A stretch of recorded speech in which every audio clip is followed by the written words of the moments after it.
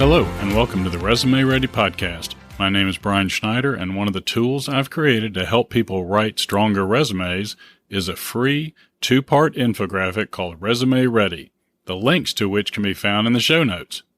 The first infographic presents a framework for resume writing, and the second infographic is more detailed and provides guidance regarding specific resume sections. Today's episode focuses on the sixth concept of the Resume Ready Part 1 infographic and is called Format. Additionally, I'm going to include a link in the show notes to a good website which covers these same concepts. First, though, I want to tell you that today's episode is sponsored by my friends at Bradley Garrett Salon on Brookhaven Circle. As you know, getting my hair cut is one of my favorite things to do. When I'm at the salon, I feel relaxed, comfortable, and they do a great job of making me feel special. It's an excellent form of self-care, which will boost your self-esteem and help you feel refreshed and restored. My family and our friends' families have gone to Bradley Garrett for years because the stylists know how to make you look and feel great. I highly encourage you to check out Bradley Garrett Salon on Brookhaven Circle. Now on to the podcast. Format. The format you choose for your resume should support your story and the value you can bring to the vacancy. The primary resume formats are chronological, functional, and combination. First, I'm going to cover the chronological format. The chronological format is the most common resume format used and is laid out in such a way as to present your professional experience in reverse chronological order, with your most recent job first. The reason this format is the most popular is that it's fairly easy to create. Also, employers prefer it because it's easy to read, interpret, and it gives a quick view of the recent positions you've held.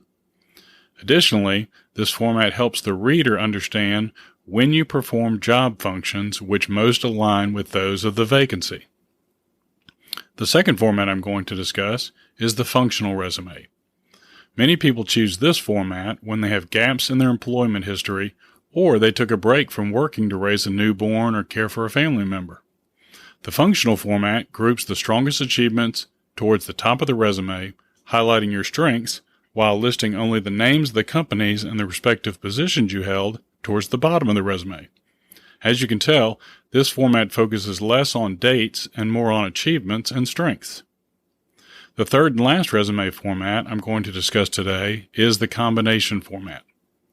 This format seeks to bring together the best of the other two previously mentioned formats by highlighting strengths and achievements early in your resume and listing your previous jobs subsequently.